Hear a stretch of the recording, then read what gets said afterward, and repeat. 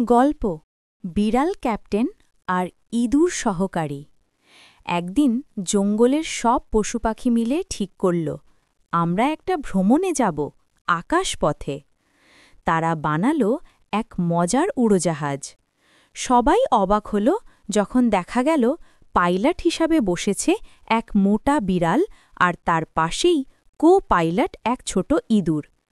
শিয়াল চিৎকার করে উঠল, আরে, বিড়াল আর ইঁদুর একসাথে, ওরা তো শত্রু।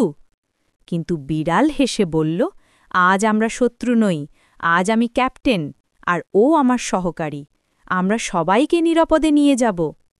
ইঁদুরও আত্মবিশ্বাসে মাথা নাড়ল। প্লেন ছাড়ল রানওয়ে থেকে, আকাশে উঠতে লাগল। ভেতরে বানর, হাতি, হরিণ, পাখি সবাই হইচই করছে, জানালা দিয়ে তাকাচ্ছে মেঘের দিকে। হঠাৎ ঝড় উঠল, প্লেন দুলতে লাগল, সবাই ভয় পেল।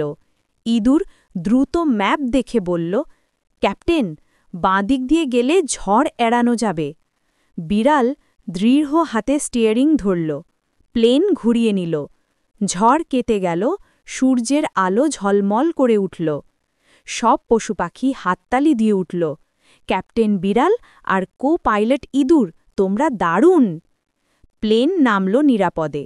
সবাই খুশি হয়ে বুঝল, শত্রুতার চেয়ে বন্ধুত্ব শক্তিশালী।